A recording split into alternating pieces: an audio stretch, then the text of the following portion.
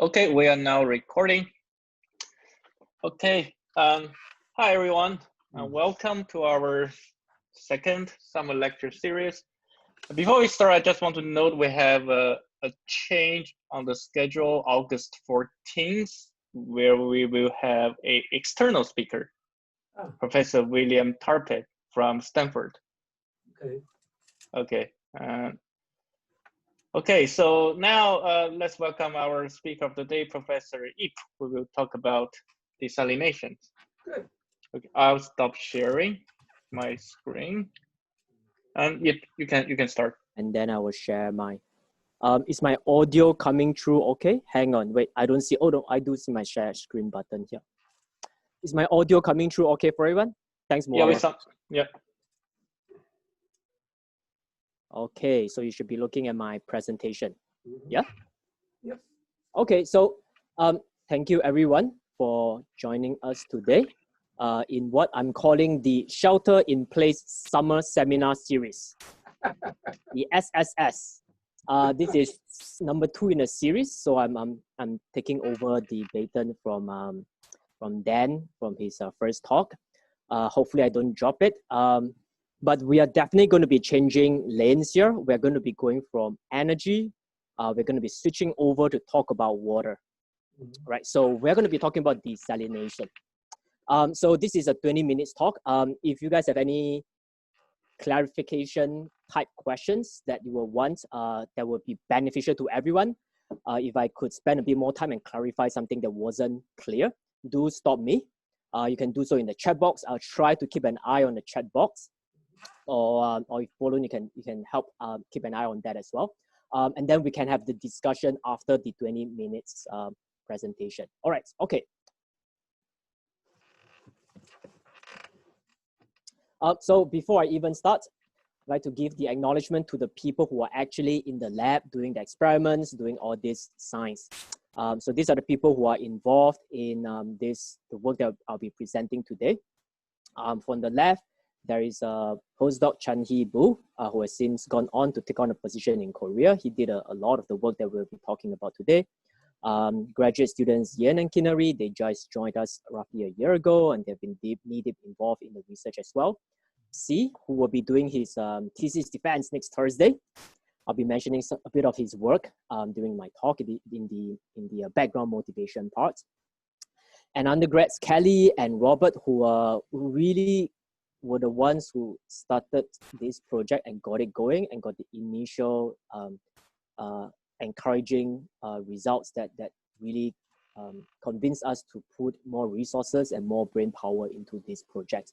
And there's Her Young, MS student who recently graduated, and she did her research thesis on this project.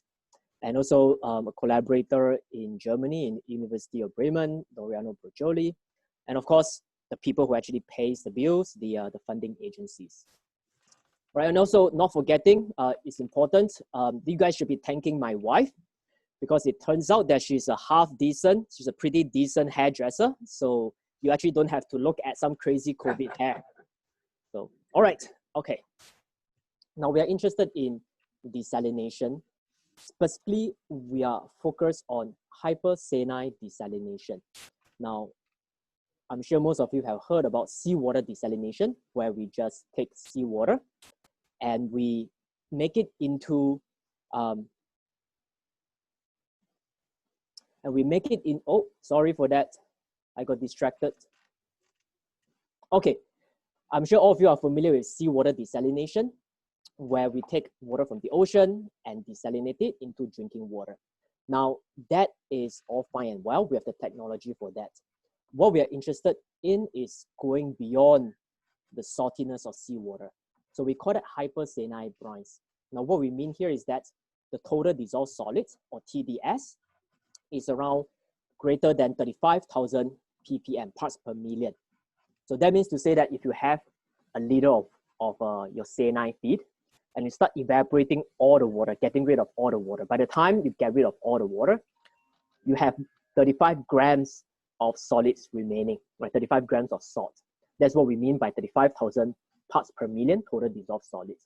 Now we're interested in anything that's saltier than that, saltier than seawater. And these hypersaline brines are technically challenging to manage and to treat. Why so? We'll go into that in the next slide. But some examples of such hypersaline brines are typically found in the industry. For example, in the energy sector, anytime when we have oil and gas extraction, whether it's conventional oil and gas or hydraulic fracturing, there's water that comes up together with the oil and gas. That is called produced water. And produced water can sometimes have very, very high salinity, almost 7 times, 10 times the salt concentration of seawater. Other examples include flue gas desulfurization wastewater from any thermoelectric power plant, very high concentration of calcium and sulfates and other sometimes heavy metals as well. Inland desalination concentrate. So when we do seawater desalination, right, typically you're doing so at the coast. When you take the seawater, you take out all the drinking water, whatever that's left behind. That is known as the brine concentrate. It has 2 times or more salt. When you're by the coast, you can just right away put it back into the ocean. So disposal management-wise, that's not an issue at all. But when you're doing inland desalination, and in inland desalination, instead of taking water from the ocean, they're taking water from the ground. So they will drill down, get the water out from there, and take their water, desalinate it. Whatever that's left behind, they will still have the brine concentrate, but now they're nowhere close to the coast. Right? So then disposal of these brine concentrates becomes challenging. Landfill leachate as well. This is the juice that gets collected when precipitation seeps through and moisture seeps through, and you have very high total dissolved solids, among other stuff as well. So I see some messages from the chat. Let me make sure that, okay. I don't need to pay particular attention to them now. All right, okay. Now, one specific example I would like to talk about, and that will be helpful to also bring into focus what we mean by this nexus. Some of you might have heard of this water, energy, food nexus. I've added one more at the end, environment nexus. Now, typically in the past, when we think about water, when we think about energy, when we think about food, they are almost always thought about as separate entities, almost in isolation. But really, there's a very tight connection between all these different elements. And a prime example here is looking at the Central Valley of California. So the map on the left, on the right here shows the Central Valley, the different shaded basins there. There are more than 250 different crops grown in the Central Valley. Estimated value per year is $17 billion. It uses less than 1% of farmland in the United States, but supply 8% of US agricultural output, produces 1/4 of nation's food, including 40% of nation's fruits, nuts, and other table foods. So it's highly, highly productive. It is very important for food security. Now, if you're familiar with the geography of California, there's not enough water to go around, right? The Southwest is especially bad, but in the Central, in order to support all these agricultural activities, you need irrigation. So that's not a problem. We have the technology to bring in water from the north, from the Sierra Nevada mountain ranges, so that's fine, right? They use around 70% of the nation's approximately 75% of it is irrigated, and 17% of irrigated land is in Central Valley. Now, all that irrigation water that goes through the soil, gets absorbed by the crops, by the plants, not all of it is being utilized. This irrigation water eventually drains and eventually goes and collects at somewhere. And if we don't do anything, they're going to get into our surface waters, our lakes and our rivers. So that is known as irrigation drainage. Now, the irrigation drainage is problematic. As it goes through the soil, it picks up whatever that's in the soil. It picks up any salts that's there, it picks up heavy metals that's there, it picks up other stuff as well. So this irrigation drainage is contaminated. So when we start off with the water for irrigation, that is clean, that's fine. It's non-potable and you can use it for the plants. But after whatever the plants doesn't pick up, it goes through the soil, it picks up all these contaminants. Now we need to deal with the irrigation drainage. What we are currently doing is that this irrigation drainage, there's too much contaminants. We cannot put it back into our lakes and rivers directly. We need to treat it. So what they're doing right now is that they are doing reverse osmosis, desalination, to concentrate it. But as I mentioned, when they're far away from the coast, they still have this brine concentrate, right? There's nothing else they can do with it, and it's too expensive to ship it or to transport it too far away for disposal. So now, if we do not have a viable solution to deal with this irrigation drainage water, all these crops that's being grown in Central Valley can essentially come to a halt. Either that, or we start to pump it into the environment, and it's going to start polluting the environment. Heavy metals, selenium, for example, is extremely bad for wildlife. So you can start to see that these elements are interwoven together, right? We need to take care of one in order to take care of the others. So this is where really we are coming at. All right. So going back to desalination, now here is a kind of like a map of the different desalination technologies, right? They're represented by the different color boxes. This is a rough representation. It's not very precise. On the vertical axis, we have specific energy, meaning to say, in order for me to produce a cubic meter of pure water, how much energy do I need to put in? So this is a measure of how energy intensive the process is. Ideally, we want our process, our desalination process, to be low, to have low energy consumption. On the horizontal axis, that is the salinity. How much total dissolved solids there is in my saline feed. Right. So the different boxes represent where they're operating. And straight away, you can see some trends there. Well, firstly, you see that there are two groupings, right? You see the grouping, you see one group here, right? That's higher up, and there's another group here. Now, the difference for these two grouping is that the groups that's higher up, this is the evaporative phase change based technology. They go by different names. They have slightly different mode of operations, but essentially what they do is that we're applying thermal energy, we're evaporating the water, and then we're condensing the water again. That's how they're doing desalination. Now, this technique of evaporation and condensation has been around for thousands of years, right? Ancient Greek sailors have been using it to supply drinking water for them on their ships. Lower down, we have a more recent group of technologies. These are the membrane-based technologies. So we have reverse osmosis, that's what RO stands for. We have electrodialysis. Essentially, now we have a membrane, and we are either moving water across the membrane or we're moving ions across the membrane to produce our clean water. And you can see that for these two groups, the evaporative phase change technologies are higher up. The membrane-based technologies are lower down. We'll examine why so in a bit, but you also see a trend whereby there's this kind of like a positive upward slope, right? Which means to say that the more saline your feed is, the more salts there is, the more energy you need to put in to desalinate it, which makes sense. This is our fundamental understanding of thermodynamics. Higher salinity means a higher chemical potential, means that we need to put in more energy to overcome that chemical potential in order to achieve the separation. Right, so now when we look at one of the things we started to do is that we wanted to figure out why is it that evaporative phase change based methods are more energy intensive. And that's one of the studies that we did with our collaborators in Germany. It's a thermodynamic analysis where we teased out the efficiency of a single stage distillation. And we saw that it is bound by this Carnot light efficiency, right? The term BP is the boiling point elevation. For seawater, it is relatively low. It is less than 1 degree Celsius.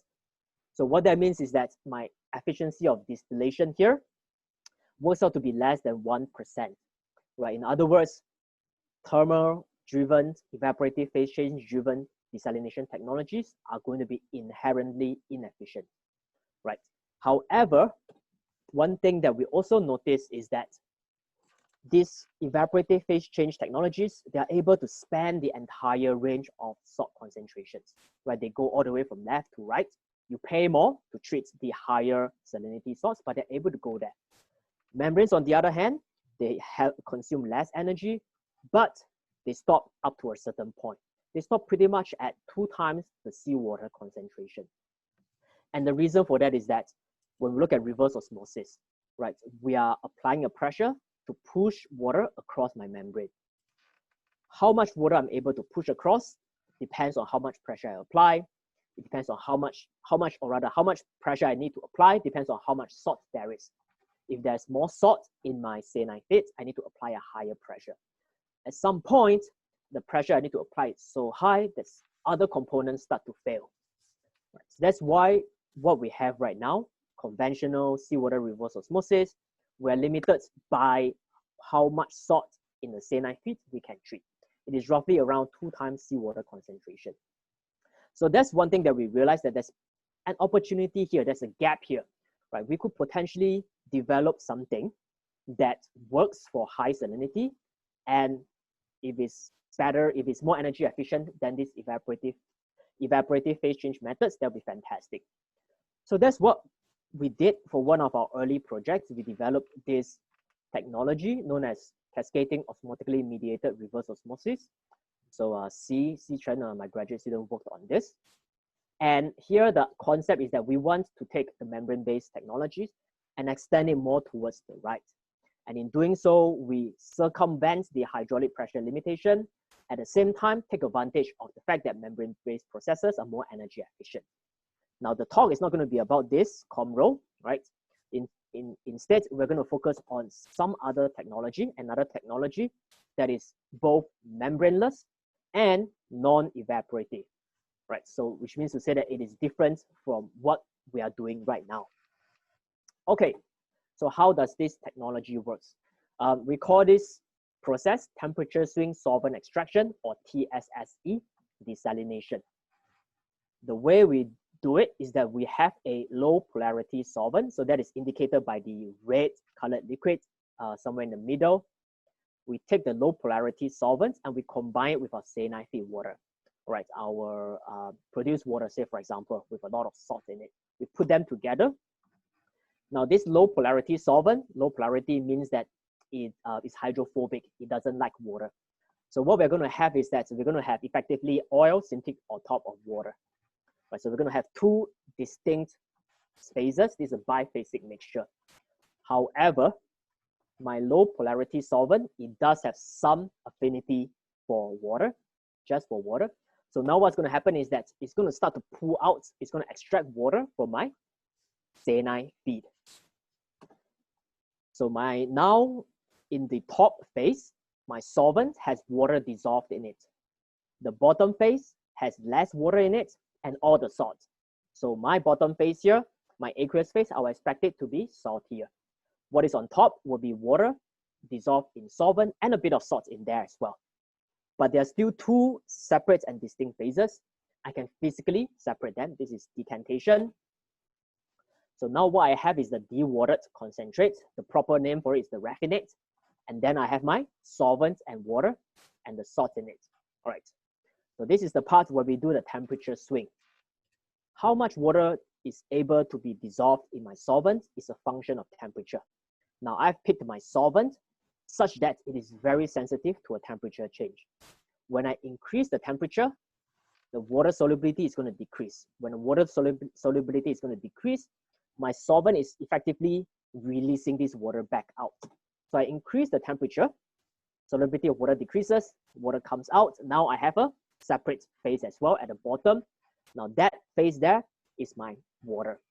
So still 2 distinct phases. I can separate them. I have my product water. That water there should contain much, much less salt. And I have my low polarity solvent, which I can then loop back and recycle. So I could keep looping and keep recycling this solvent for multiple uses. Right, so that's the basic working principle of temperature swing solvent extraction. All right. And of course, I bring the temperature back down to a room temperature before I reuse it again. Okay, a couple of clarifying points. Well, firstly, TSSE desalination is completely different from what we have right now. It is membraneless, so it is not like reverse osmosis. Therefore, it is not affected by this hydraulic pressure limitation, right? In fact, there's no hydraulic pressure at all, right? Everything is happening at ambient pressures. It is thermally driven. We are applying a temperature change there. We're warming it up and then cooling it down. But this is not distillation based, right? At no time is temperature greater than 100 degrees being used. At no time is there change in phase from liquid to vapor, to gas. So what that means is that we are not penalized by the large entropic a large enthalpy of vaporization for evaporating water, which is important, right? We are basically sidestepping this very low efficiency of distillation-based processes. A few more clarifying points. Now, the idea here is not to try to displace desalination for seawater and brackish water. So again, we're interested in hypersaline desalination. We're interested in a space where reverse osmosis is not able to tackle. And also the primary aim of our technology here is not so much for drinking water or potable water production. We are more interested in treating the brine, which in my example in the Central Valley can have other effects on food, on environment, on energy as well. Okay. So next we have some, oh wait, before the results, there's a YouTube video that you can watch to see how it works. Let's hope, are you guys able to see the video? Is it playing? Yes. Yes. All right, okay. So we just put in dyes into the solvent and the hypersaline brine so that it's actually more visual, but they're usually clear solutions. We combine them together. So what you see on top, that's this amine solvent. And you can see that the water level is actually, the level is actually changing. The meniscus is actually moving down, right? This step here is to just for temperature equilibration. Okay, when all that is set, we separate the top layer, right? So remember now the water is dissolved in my solvent. And what I do here is that I raise the temperature of this. When I raise the temperature, the solubility of water decreases, water squeezed out at the bottom. If you see the clear liquid there, that is the product water. And if you notice, there's no blue dyes, right? The blue dyes get trapped, gets concentrated in the raffinate. And again, we can very readily separate it out, right? So that is how the experiments work. Now for some results. So this is a pretty busy plot. I'll walk you through it. We looked at different solvents. We're presenting the results for 3 different solvents here. We have a combination of secondary and tertiary amines, diisopropylamine, and then dimethyl cyclohexylamine, and N-ethyl cyclohexylamine, right? So the 3 solvents represented by DIPA, ECHA, and DMCHA. And there's the vertical axis represents the water content in the solvent, right? How much water is my solvent holding? There are 2 different bars. There's the solid colored bars, which are taller, and the shaded bars, which are shorter, right? And for each solvent, there are 2 sets. We can just focus on 1 set first. We can focus the set on the left first. So if you look at this, right, this bar, so the height of this whole solid shaded column, that is how much water there is in my solvent in this step here, right? When it is at ambient temperature, room temperature. When I increase the temperature up, remember the solubility decreases, water gets squeezed out, therefore the water content decreases. It decreases down to this shaded, this patented bar here. So it goes down, and this is in this step here, this beaker here. Now my solvent here has less water in it. So what that means is that this difference here is how much water I produce, how much water gets squeezed out. So you can see this plot here shows that because my different solvents have different solubility for water at different temperature, I'm able to extract and then release the water. Now the 2 sets of columns, the 1 molar and 4 molar, that is how much salt is there in my starting feed. This is 1 molar sodium chloride, which is around 2 times seawater concentration. It's around 60,000 ppm TDS. 4 molar sodium chloride is around 7 times seawater concentration. So we can see that for these 3 different solvents, we are able to do high salinity desalination way beyond the range that reverse osmosis is able to handle. And also what is important is, what is the quality of my product water? So we are looking at this product here. We measure how much salt there is, and we quantify the salt removal relative to how much I start off with. So for example, if it's 95, it means that 95% of the salt is here, only 5% is down here.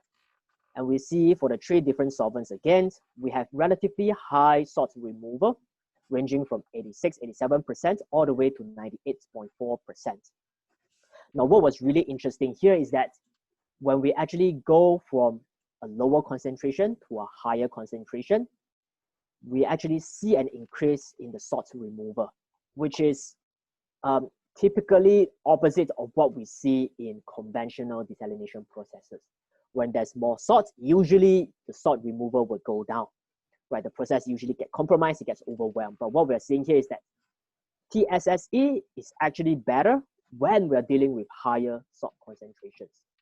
So that was a bit of a surprising result for us. Now, just a word here, the whole concept of solvent extraction, it is not a new concept. Solvent extraction has been around for decades or even centuries. It is widely used in the chemical engineering industry. So we did not invent the concept of solvent extraction. We also did not come up with the concept of using solvent extraction for desalination. A couple of people in the 1960s started looking at it. They were looking at using this concept to desalinate brackish water with very low salt concentrations. When we started examining, when we started looking around, we looked at this process and we thought to ourselves, it doesn't make sense to target the low concentrations. This should be a process that should be applied to the higher concentrations. We did those initial experiments. They were very encouraging results, and that's how the whole project started off. All right, so a bit more videos. Don't worry, they will write themselves once I click play. So the video on the left shows that the process is kinetically fast. Right here, we have a demixing process. You can see the meniscus rising very quickly. This is when I raise the temperature from 20 degrees Celsius to 65 degrees Celsius. Water gets squeezed out. So this is not a real-time video. This is actually sped up, I believe, by maybe, I'm going to say 6 to 8 times. I cannot quite remember. But we're looking at a matter of minutes for this whole process to come to steady state. And likewise, the mixing process itself is also very kinetically very fast, also in the order of minutes. So now here we are reducing the temperature from 65 degrees to 20 degrees Celsius. And so now we have mixing. We have the solvent extracting the water, dissolving the water into the solvent phase. You can start to see it becomes one phase. All right, so this paper is published sometime last year. It generated a bit of a media buzz there. If you're interested, there are stories that covered our study. Okay. One of the things that is really critically needed in desalination is this process known as zero liquid discharge. Right? When we think about desalination, we start off with the saline feed. Now, typically for seawater desalination, if we have a cubic meter of seawater, right, we extract out approximately 50% of it as fresh water. Whatever's left, the volume is half, that is my concentrate brine. That is actually discharged back out. So now basically what we have is we're only taking half of the water there. The idea of zero liquid discharge is that we want to remove all the liquid out, every single drop of water out, such that we are only left with a solid at the end. So the definition of zero liquid discharge is getting all the water out such that we're only left with a solid. And it is considered the holy grail of desalination, because right now what we have is very unsustainable, it's very energy intensive, it's not effective at all. So the picture that you see there is a series of solar evaporation ponds. As the name implies, you're just pulling your liquid out, waiting for the sun to do its job of evaporating the water. Now, this technique is fine if you have a lot of real estate, if you don't need your products fast, right? And you need the right geography as well. You need to have sufficient sunlight, not a whole lot of rain. So it's definitely very limited in terms of its application, in terms of how widely we can use this. If we want to have the process occupy a smaller footprint and be faster, the combination of processes used is thermal brine concentrator or thermal crystallizer. Meaning to say that, again, we are applying heat to evaporate the water and then condense the water again. And we keep doing so until we boil off all the water and we're left with a solid. Some of you guys cook. If you try to reduce the sauce of, say, a pasta, you leave it on the stove, you have a rough idea of how long it takes for water to evaporate, right? It's a very energy intensive process. It's not going to be fast. So what we are trying to do is that we asked ourselves the question, are we able to do zero liquid discharge with temperature swing solvent extraction? Now, initially when we thought about this, it was like, probably not going to work, right? If you think about in terms of the chemical potential, when you have very high salinity, when you have solid salt, right, it wants to pull water to it and dissolve because that's thermodynamically favorable, right? That's mixing, that's driving this process. So probably at some point, our process is going to stop working. So that was kind of like our gut feel of our intuitive guess. I'm going to do a quick check on the chat to see whether there's anything. Okay, there's a couple of questions there. Maybe I'll go to that at the end, right? Okay. Yep. Okay, so if we were to do zero liquid discharge with temperature swing solvent extraction, this is how we would do it. We have a smaller volume of now an almost saturated brine. So now the concentration here is going to be much, much higher. There's a lot more salt in it. It's almost saturated. We have a smaller volume of it. We're going to put it into our same low polarity solvent. If the water extracts, if the solvent extracts all the water out, in theory, there's no more water. My salt will need to precipitate. It's going to be a solid. It's going to settle to the bottom. I can readily sieve it out. I have my solvent. Now what I do will be the same. I apply a temperature change, raise the temperature, water gets squeezed out. I can separate them. I have my product water, and then I have my solvent, which I can reuse. So that's kind of like the conceptual working principle of the process. But really, we didn't think that it will work. But I was talking to my postdoc, and I was sending him an email, and I thought, why don't you go in and do this experiment? Use a whole lot of solvent and a small volume of the brine and see what happens. I was expecting him to say, no, that's not going to work. I'm not going to waste my time on this. Surprisingly, he went in. I think it was a Friday night or something. He did experiments. And Saturday, I got an email. The experiment actually worked. So this is how it looks like. So now we are investigating just one solvent. The pictures here shows what happens after we put in a certain volume of brine. Right. So we have the solvent. We add in a bit of brine, and we add in more brine, and we add in more brine, right? So the first picture here, we just add in a bit of brine. It's a bit hard to see, but you can start to see that there is some white stuff at the very bottom. That is actually the sodium chloride salt, the solid sodium chloride. We add in a bit more, the amount of sodium chloride increases. We add in more sodium chloride and now it becomes more obvious. At some point, however, we start to see this clear liquid. This is our aqueous phase. This is my sodium, my 5 molar sodium chloride solution, right? And I add in more, this layer increases. So that agrees very well when we did more detailed characterization of how much water is in my solvent. As I add in more and more water, the water content in my solvent increases until a certain point. It has reached saturation. It's holding on as much water as it can. It can no longer hold on to any more water.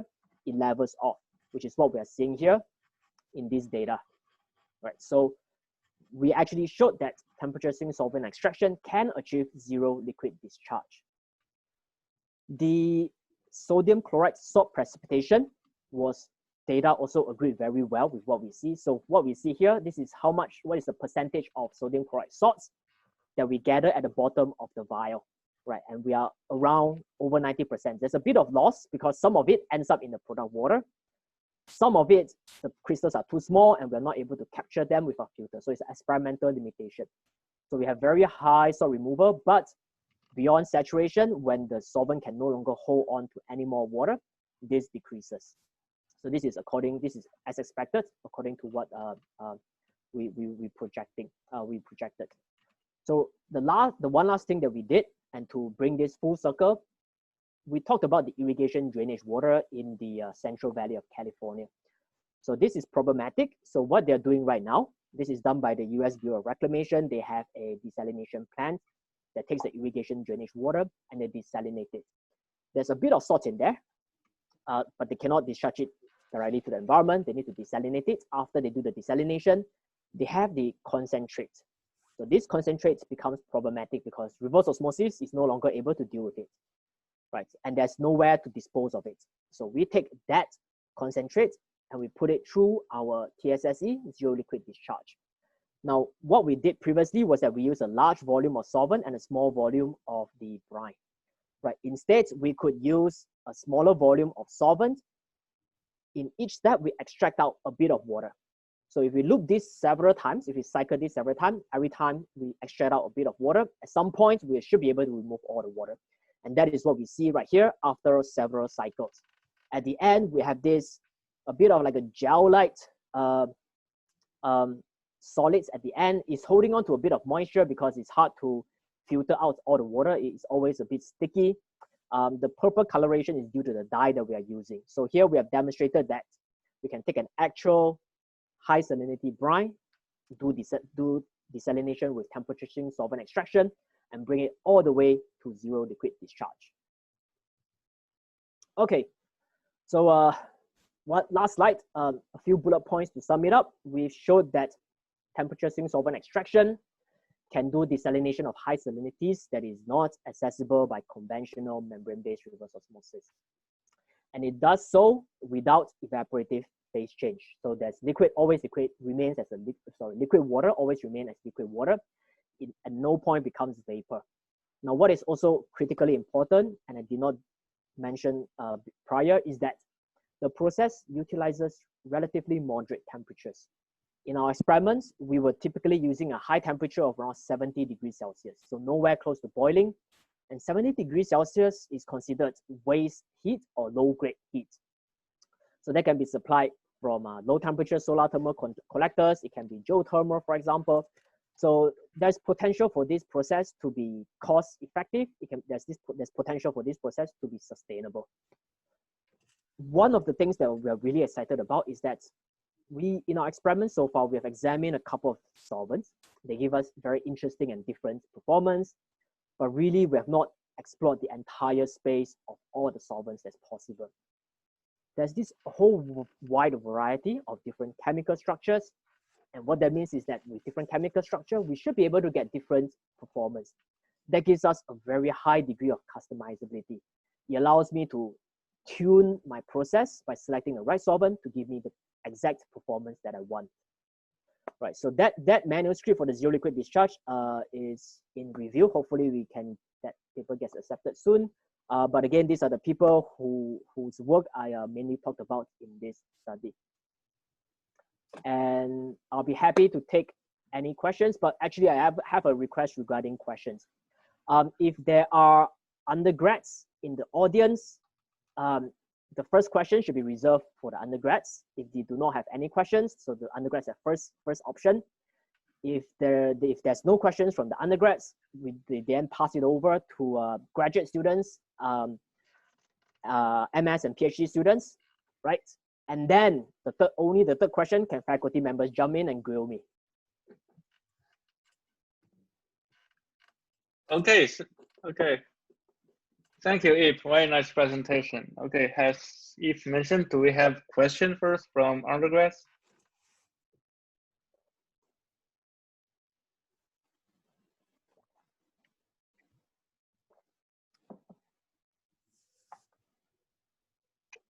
No questions? Okay, we're going to open up to the next level.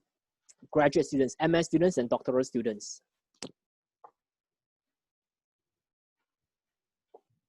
You can just unmute yourself to ask a question.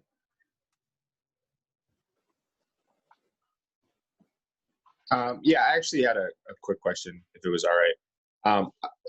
Professor Yip, you said at the end that you just took a little bit of solvent and added the brine water to it and did this continuously. I think you might have went over this, but I must have missed it. When you did that, did you see different results as you got in further down the trials? Like after you added the 100 drop and then removed it, was it different than the 50th drop, for example? So definitely there's a declining efficiency in how much water the solvent is able to extract as the salinity of the feed increases. Right. In other words, when we start off with let's say 2 molar, right, salt concentrations, we pull out a bit of water, that concentration goes up. In the next cycle, we use the same solvent. Now we are dealing with a higher concentration. The amount of water we can pull out from this higher concentration decreases. So as we pull more and more water out, as we reuse the same solvent, it is able to extract less and less water. But that is because the saline feed is getting more and more concentrated. In terms of the extractive property of the solvents, as far as we see, it remains constant during these multiple cycles. There's no degradation in the performance in relation to the solvent itself. I hope that answered your question. It did. Thank you.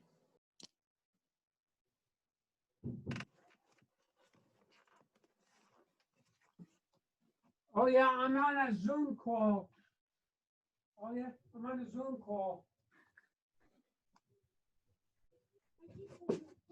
Okay, I'll be right there.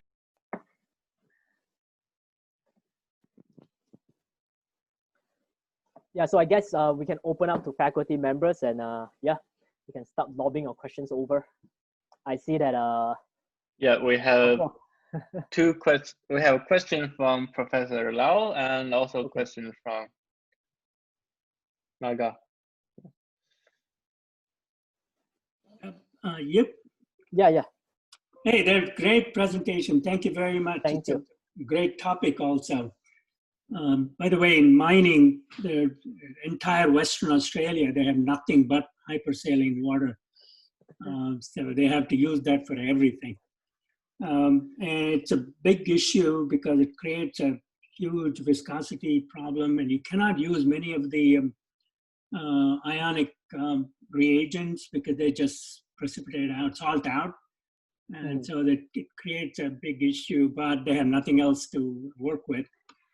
Anyway, my question, I have several questions, as you saw from the chat, so I don't want to hog this meeting, but I just want to ask a couple of questions, and the rest of them are on the chat, and maybe we can take them offline. But one question I had was, if you're using just sodium chloride in the laboratory, it's kind of ideal case. When you use real waters, right, you have a whole bunch of metals, a lot of complex compositions. And when you have, in California, arsenic is a big problem in the waters, especially hypersaline waters, and so they struggle with arsenic removal and arsenic containment, and mercury as well. So just one question, I know this is not the experiment that you did. Where does the where do the arsenic and other heavy metals go? Whether some remain in the water? And the other question was, these real natural waters are, especially the hypersaline waters, they have a certain pH range. Under those conditions, you're using primary, secondary, tertiary amines, and they will all protonate. So their solubility or miscibility with water would go up significantly.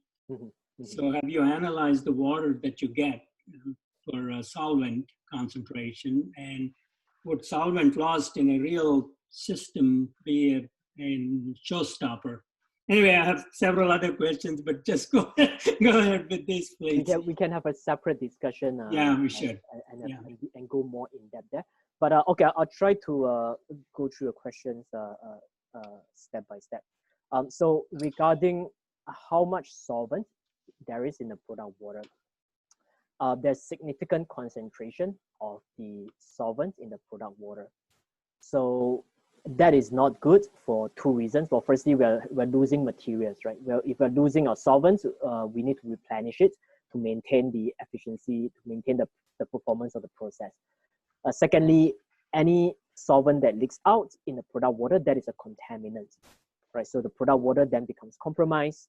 Now, what we did test was that we took the product water that had a bit of salt and had a bit of had the solvent, the leaked solvent in it as well, and we put it through a conventional reverse osmosis process, right? And we are able to do so because our product water has a much lower salt concentration. It's reduced by over 90%. So now it has very little salt. We can easily put it through reverse osmosis, and whatever comes out from reverse osmosis is very high purity. So all our solvents, we are able to recover it using reverse osmosis and put it back into the process. So that's where so far what we have looked at for solvents loss and solvents recovery. The second question on the presence of heavy metals. This is actually something that we will be studying in greater detail, because in the example of the Central Valley irrigation drainage water, arsenic is an issue, but more importantly, they are especially concerned with selenium. Right, the geography there is or rather the geology there is that there's selenium in the ground and it gets picked up and is present in the water as selenate, and is really challenging to remove, and it's toxic in very low concentrations. It can, for example, there was this incident, I think in the 70s or 80s, where they were discharging water with selenium, and then the wildlife there, the birds were starting to have tree wings and stuff like that, so it's terrible. So what we think will happen with the selenate is that because it's an inorganic salt, if we put it through the zero liquid discharge cycle, we should be able to precipitate it. Now we are going to do that is what we think will happen. We will need to do the actual experiments to characterize how much selenate actually ends up in the solids and how much actually ends up in the product water. But that's what we think will happen.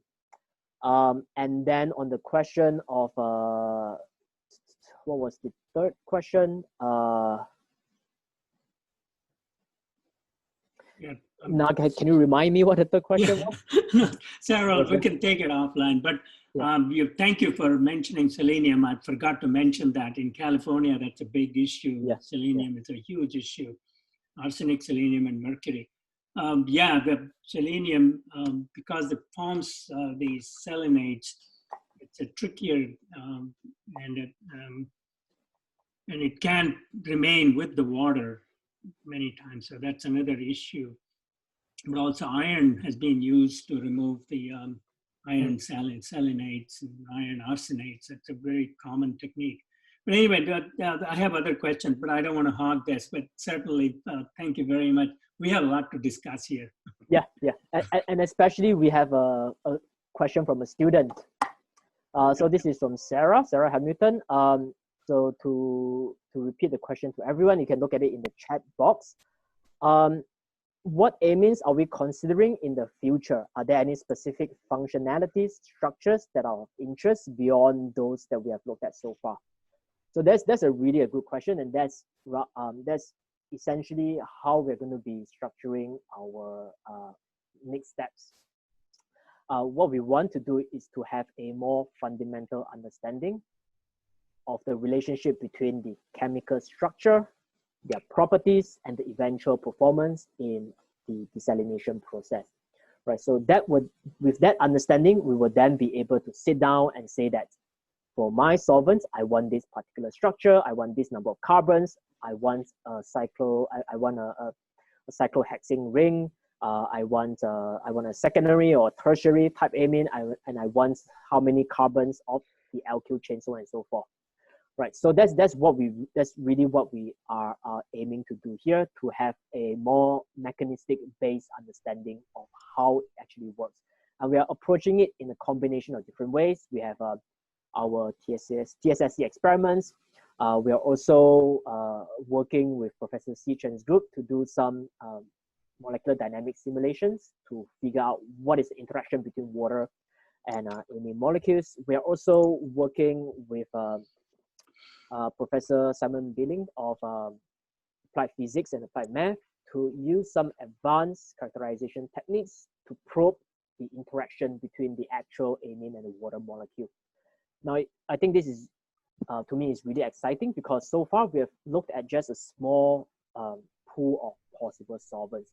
Really, we can go and look at all the other possible solvents out there, not just amines, right? There's so many other different solvents out there. Perhaps we can find one that has even better performance. So that is, to me, is really exciting. Professor, okay, sorry. Okay, go ahead, Rick. It's okay. Thank you. That was very clear. Your presentation was extremely clear. You know, people have worked with carbon dioxide as well as a way of changing the complexing and solubility parameters for amines. And there might be some combination in there that a swing in the CO2 concentration may help you with your efficiency. You know, here are the people from industry are going to be the buzzkills on this one, I think. You know, in conventional solvent extraction, to do it at the scale I think that you need, very typically in a continuous process, let's call it the time for the phase disengagement, typically needs to be within 30 to 60 seconds in order for you to be able to run a continuous operation and still, you know, not take up half the state of Nevada. So I'm just cautioning you that that's a landmark that you might want to be aware of in terms of the phase disengagement rates. The other thing that happens with you know, water coming out of the ground or out of a hypersaline formation is that there will be organics, and in addition to what Naga was saying about other complex ions, and it's always, and little bits of particulate matter can really slow down the phase disengagement process, especially if they are modestly surface active and they end up at interfaces and they retard the coalescence process of droplets. And so it's one of these things where there may be, you know, maybe some pre-filtration or some other part. In other words, I wouldn't lose hope if it looks like when you go to real systems that all things slow down. There are ways to probably address them.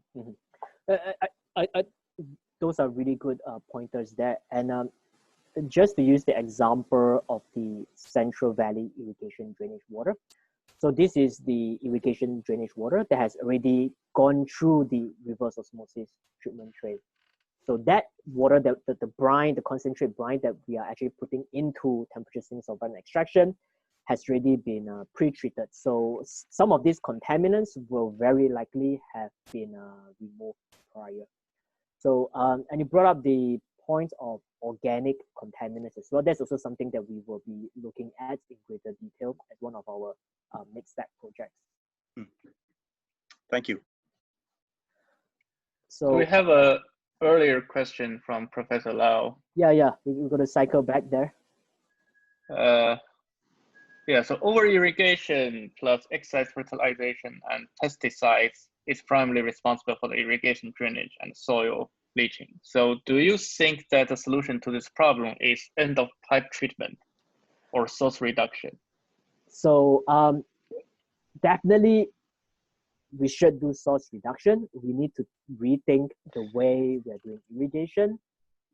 That is absolutely essential because that will affect the demand, right? If you're able to reduce how much water we need for irrigation, it's going to be a huge impact on the overall the global water demand, because agriculture globally is the single larger user of water. So definitely we should do that. Now, even if we have the best case scenario, we have the best way to do irrigation, I don't think that we are going to have a case of zero, I forgot to turn off my cell phone, apologies for that. I don't think we're going to have a case of zero drainage water. I think that the amount of drainage water will definitely decrease, but I don't think it will go away entirely. So I don't think that doing the point of use, optimizing that will make this downstream problem go away. It will minimize it, but we still need technologies that is able to handle such tricky and challenging feeds. I had my hand up yet, but I never got called upon. Yeah. Oh yeah. Sorry, sorry. I saw your question. I was trying to avoid your hand. I was trying to avoid it because what is the rate limiting step if this were to be scaled up? No, well, that was a $1 million question there, Bob. That's a question I'm going to ask Ian, perhaps during his qualifying. Wow, is he here? I better pass the message along. He is here. I saw him someplace. Okay. But my other question is, how many times can you recycle the solvent? Because each time you squeeze water out, there's probably some of it retained. so that each time you go through a cycle, you would think you'd have a heel of water that would start building up. And eventually you'd get to the point where you're just absorbing less and less water at the low temperature. Am I missing something? So it should not be absorbing less and less water. Now, if we carry out the solvent recovery that I described a bit earlier, where we any solvent that's leaked, we recover it using a second reverse osmosis step and send it back into the cycle, we should be able to preserve almost all of the solvent. Now, there's going to be some inevitable losses just because no operation is going to be perfect. I don't think we expect this to be we don't expect this to be killing the process. Now, as to the water extraction ability of the solvent, so far as we have seen from my experiments, we do not see that ability decrease over time.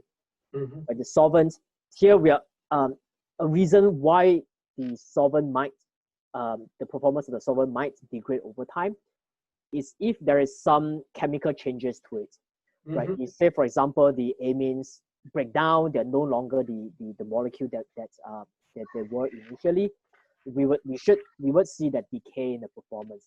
Now, what is really helpful for our process is that when we look at the temperatures, we're cycling our solvent through. It's ambient temperatures to around 70 degrees and then back again. Contrast this with a harsher cycle, say for example, carbon capture using amines. There, they're using much higher temperatures. They're much more concerned with high temperature reactions that might compromise their amine absorbance. So the fact that we are operating at relatively lower temperature, that's beneficial for us. We have done short cycling experiments. We have not seen a decay in the performance there, but we have not done anything like 100 cycles, which probably is something that we will want to do. We are thinking about scaling this up eventually, right? We need to make sure that our solvents are able to be reused and recycled for adequately long duration. Otherwise, the whole process will not be viable. Thank you very much. I have to go to lunch. My wife called me about 10 minutes ago, so. Okay, everyone, thank you so much. Great job. Yep, very nice. Bye-bye. Okay, bye, Bob. Yeah, just one comment only. Sorry, Bob. The rate limiting step, as Ray pointed out, would be the crud formation and phase disengagement is one of them. The other one is the protonation of the solvent and the subsequent recovery of the solvent. But I don't think you can recover all of the solvent because if it is protonated, which I'm sure it will, you will not be able to recover all of the solvent, and even 10% loss of the solvent might be a showstopper. Anyway.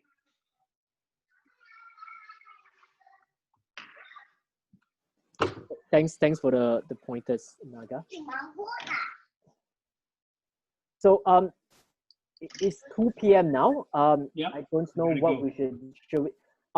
What I can do is that all these questions that are in the Zoom chat, I can follow up and email you the answers there. Or if people would like to stick around for more discussion, I'll be happy to as well. I have another meeting now. So I have a meeting at 3, but I need to go clean up the mess. Okay. Okay. Thank you. Okay. Thanks. Yeah, I think we can end here then. All right. Thank you everyone for attending. Okay. Thank you.